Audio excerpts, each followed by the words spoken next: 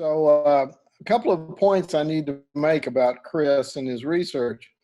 The first, I've known him, I guess, almost 2 years now.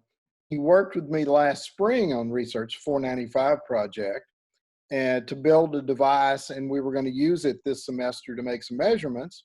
But about 6 weeks into the semester, he came to me and he said he now realized what he would like to do and what he really wanted to do after he graduated, and asked me whether he could do some programming and some simulation. And I told him yes. It's always a good thing when students have something they want to do, not something I'm asking them to do. So, and it turned out to be a really good thing, because that was the week before spring break. And that was, if he had continued on his other project, he couldn't have done anything. So he fortunately switched to something he liked, something that could be done during this time. And then the other thing I should talk about is the confusion of special relativity. We do a great job of teaching our freshmen and sophomore students sort of Newton and Galileo's view of the world. And then immediately after we get them confident in that, we decide to pull the rug out from under them and show them Einstein's view of the world. And they have to sort of throw out a lot of what we've just taught them. And they get confused, and every physicist remains confused by that for at least about a decade at least before they get comfortable with two different views of the world. And so Chris had the good idea of let's make something for students. Let's make a video game where you get to see what would happen if you could go really, really fast, because that's where special relativity very dramatically disagrees with what the rest of us think happens, what our experience tells us happens. And so I thought it was a good idea. It will help the students. But of course, we spent the next, 8 weeks trying to unconfuse ourselves about what would happen in a video game if you could go really, really fast. And I think the final product's excellent, and I think his description of the product's excellent. Awesome, thank you. Just switch over here.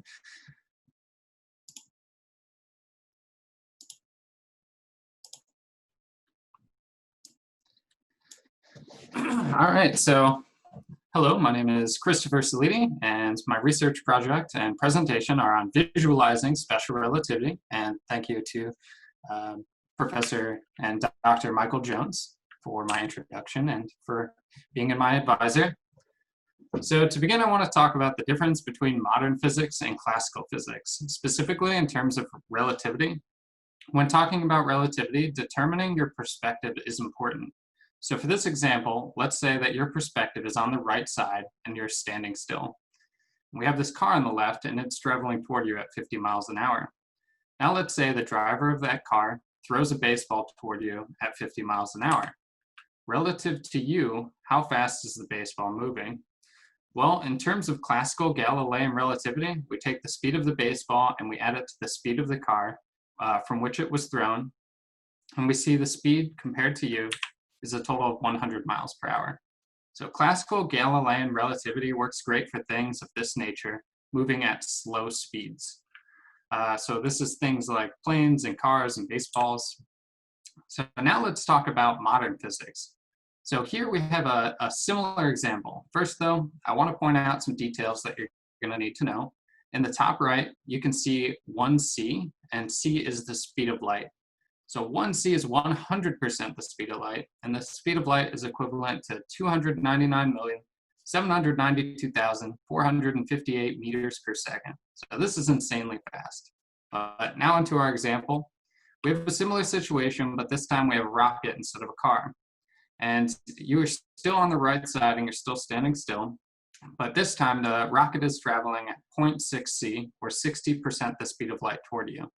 The pilot of that rocket throws a baseball toward you at 0.6c. Now, if you were talking in terms of classical Galilean relativity, we would see that the baseball is coming toward us at 1.2c. When we're talking about special relativity, Einstein said there had to be rules, and that one of those rules was that you cannot travel faster than the speed of light, or that there's a cosmic speed limit. So at this point, 0.6 plus 0.6 does not equal 1.2. So there are many implications of this cosmic speed limit, but we're going to just take a look at a few of them here. So here are some new equations that are a result of the cosmic speed limit. We have these new ways of defining and understanding time, length, and light. Now, I know that some of these equations are a bit overwhelming for somebody that has not studied physics, but there are a few things that I want you to take away. The first is that, as I said before, it's a result of this cosmic speed limit that we get these equations. The second is that for any of these equations to be relevant, then you have to be going some significant fraction of the speed of light. What does that mean, though? So our fastest plane moves around 1,000 meters per second, and the Earth is traveling at about 400,000 meters per second. So, and both of these speeds, 1,000 and 400,000 meters per second, are considered slow speeds. And that is comparing it to the speed of light, which is about 300 million meters per second. So this is not going to affect time or length in any significant manner. Therefore, for most things that we encounter on an everyday basis, we just refer to classical Galilean relativity. That does not mean, however, that these equations are wrong. It just means that they would give a similar result if we use those slow speeds as our classical equations. But that leaves us asking what would actually happen and what would it actually look like if we were to travel at speeds comparable to the speed of light? How does it affect time, length, and light? Well, this is what we learn in our modern physics course. As I personally was taking the course, I myself and others found it hard to visualize some of the concepts of special relativity. So my project was to design a game that helped students see what would actually happen when traveling at these high speeds. I used a game development software, Unreal Engine, to build my game. And my hope was to have an interactive environment students can play around in so they could see the effects of traveling at these high speeds. So let's dive a little deeper into some of these concepts and we can understand them a little bit more and then see how I implemented them into my game. So first, let's talk about time dilation. This is a topic that's very difficult to wrap your head around. Many are familiar with the movie Interstellar, and it's a great example of a movie where these concepts were displayed. So spoilers if anybody hasn't seen it. So here on the left, we have this father-daughter relationship. And the father is given a mission to go and travel at high speeds, again at speeds comparable to the speed of light, for a long period of time while his daughter waits on Earth. When he comes back, he sees that his daughter has aged more quickly than he has, and you can see that in the picture on the right. He's still young while she's grown old. So someone traveling long enough at speeds comparable to the speed of light would age less quickly than someone moving at slow speeds. So as I said before, this is very weird and it's understandable if you haven't quite wrapped your head around it yet. But let's walk through another example here. So how much time would somebody standing still relative to you experience if you were moving at 25% of the speed of light for 60 seconds? So let's say you and your friend started a stopwatch at the same time. Your friend waited on Earth and you took off on a rocket and flew around at 25% the speed of light. When your timer hit 60 seconds, you landed and both of you stopped your timers. Comparing the two stopwatches, your friends would say 62 seconds compared to yours, which says 60 seconds. So your friend would have aged 2 additional seconds than you had. So on the right, we can see how I got this answer by plugging those given values into the equation. And then on the left in that screenshot, this is the graphical coding language built into the game development software I use to program this part. Hopefully now we have a better idea of how time dilation works, but let's get into how I implemented it into my game. So here's a screenshot of my game, and you can see in the top left-hand corner that we have 2 timers. We have your speed, which is how much, you have your time, which is how much time you've personally experienced as the player traveling at the high speed. And then we have the dilated time, or the observed time, and this is how much time someone would experience if they were standing still relative to you as you were, or watching you run around the arena. So keep an eye on the speed as well. So I'm gonna play a video here. As I walk around, you can see I'm traveling at 25% the speed of light, and my player's time compared to the observer's time are diverging from each other. As I increase my speed to 50%, as I do here, the speed of light, you can see the effect becomes more exaggerated. So the timer begins to diverge more quickly. So here I'm going to shoot some cubes in the arena, and notice how when I walk around, the cubes begin to fly through the air more slowly. The reason for this is because the cube's time is being dilated and my time is slowing down compared to the cube's time because of my high speed. When I stop moving, you can see that the timer stopped diverging and the cube's flying through the air, and I are both experiencing the same time again. So here I'll break down how I got time dilation to work in my game. So in Unreal Engine, we call this entire thing a blueprint. This is very intimidating for somebody that hasn't used Unreal Engine before, but I'm going to break it down in chunks. So the first chunk is just taking the user input from the keyboard. So it's checking to see if we're using the ASDW keys, which are move you around, and when you hit shift, you sprint. So now based on that user input, we ask the game to do different things. So to start, we see if the user is walking, and if the user is walking, we set the velocity equal to 25% the speed of light and calculate our time dilation. Now if the user is holding shift, then we set that velocity equal to 50%, and we plug 50% into that formula. And if no keys are pressed, then we set our velocity equal to 0, and we have it add seconds like a normal timer would. So this wraps up the section on time dilation. Let's see how high speeds affects measurement. So first, let's take a look at measurements as we know them in classical physics. So let's say you're in a parked car, and you look out the window and you see a rock and you measure it to be 3 meters. Now let's say you drive by that rock at 50 miles per hour and you measure it, it would still be 3 meters. So your measurement of the rock is not affected by your speed. This is how things work when you're traveling at those slow speeds. As we know, things get a little funky when we travel at high speeds. So once again, instead of our car, we have a spaceship. So our spaceship is parked, and out the window, we see an asteroid and we measure it to be 3 meters. But now if we were to pass that same asteroid at 50% the speed of light, and you were to measure it, the asteroid would actually measure to be 2.6 meters. Once again, I'm telling you things that are very hard to wrap your head around. So let's take a viewpoint from, or let's take a look at it from a mathematical standpoint to give you a better idea here. So here, this is kind of how the math breaks down. So we have the problem like we did before. We have an object that we measure to be 3 meters while we're standing still relative to it. And if we pass it by 50% the speed of light, it would appear to us as 2.6 meters. So once again, I've included this screenshot of how the length contraction is broken down in the programming language. So let's take a look at it in the game again.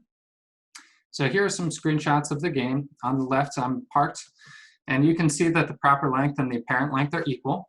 In the screenshot on the right, however, I'm traveling to the left at 50% the speed of light.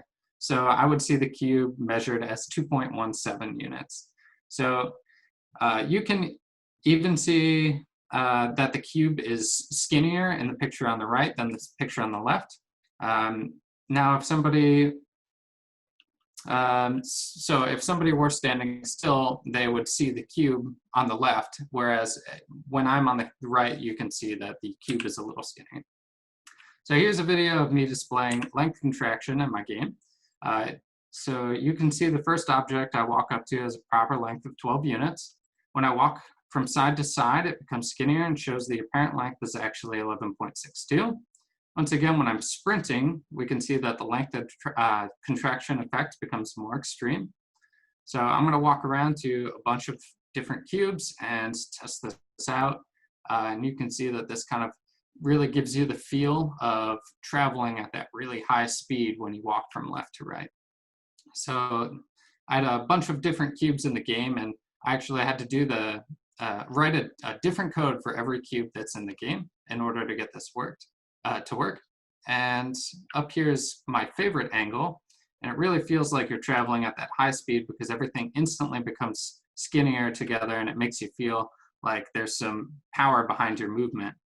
And it really puts the player in a position where they feel like they're actually traveling at that high speed. So here's another blueprint. This one is how I was able to get length contraction to work on an object in my game. So once again, I'm just checking for the user input. Is the user walking from side to side or pressing the A and D key? Is the user pressing shift in combination with one of these keys? So then it breaks down similar to how it did with time dilation. If no keys are pressed, then we are standing still, so the apparent length should be equal to the proper length. If we're pressing the A and D key, then we set that speed to 25%, and then we run it through our formula. And if they're holding that shift key while they're walking around, they're sprinting, and we get, we plug 50% the speed of light into our formula. So that concludes my section on length contraction. So we're just gonna wrap things up here. I just wanted to state what this project helped me learn to do. So since I began, I've gained a lot of knowledge and experience with Unreal Engine and its graphical coding language. In addition, I've really had to master the art of talking about special relativity. So working with Dr. Jones was detrimental in this process. He really helped me break down and figure out all that. And it was difficult to choose the right words to describe this phenomenon. And then future work would include adding the relativistic Doppler effect and some storyline and scenery to the game. So it's important to make a game environment immersive so you really get the feel for what it would be like to travel at those high speeds. And then I just wanted to say thank you to everyone that helped me complete the project. So that includes Dr. Jones, and I've asked everybody in the physics and astronomy department to help me out at some points and through our weekly meetings. And then my friends and family that let me give my presentation to them multiple times as I practiced. So thank you, everyone.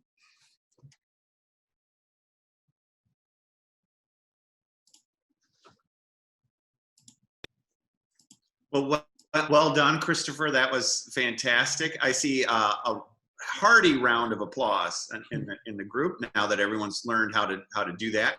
Let's see thumbs up or a physical wave if you'd like to ask Christopher a question. I'm seeing Hung Tao first, please. Then it'll be Alex.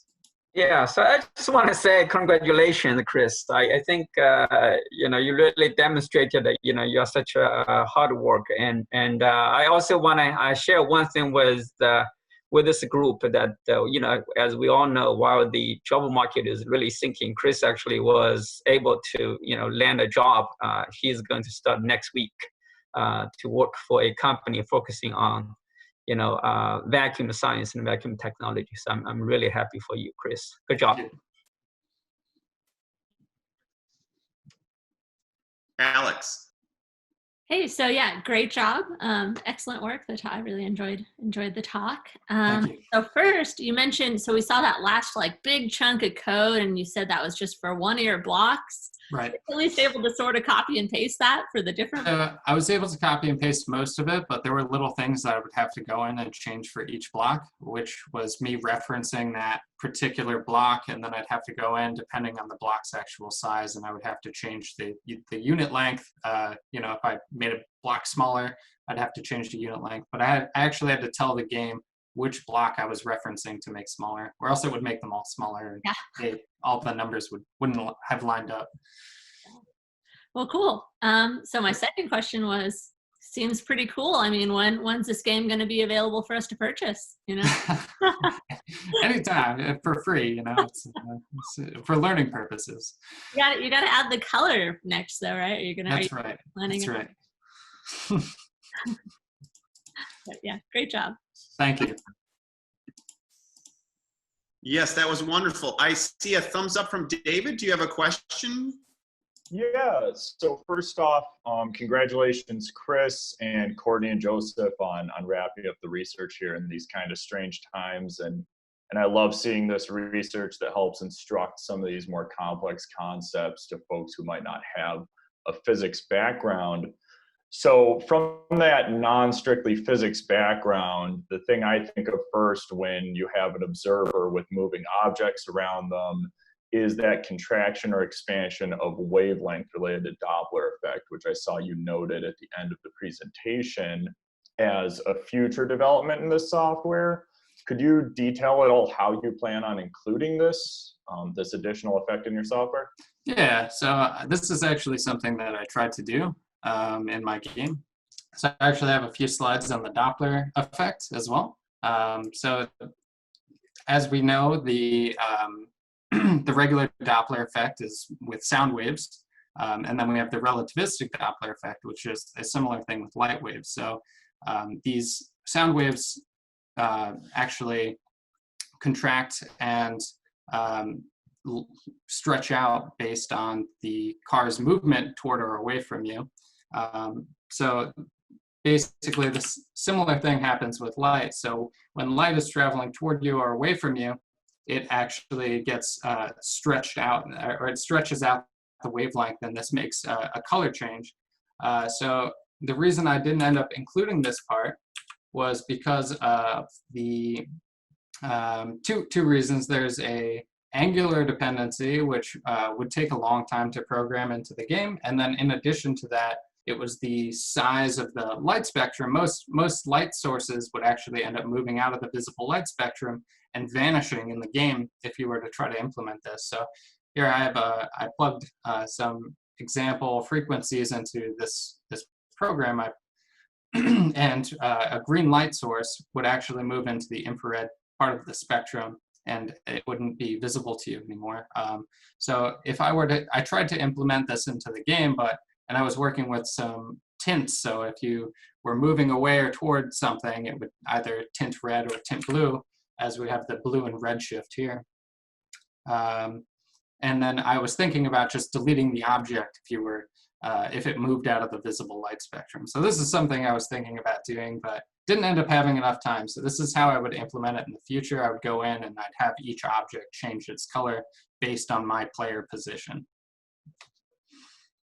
Interesting. Thanks for that explanation. No problem. Well, fantastic.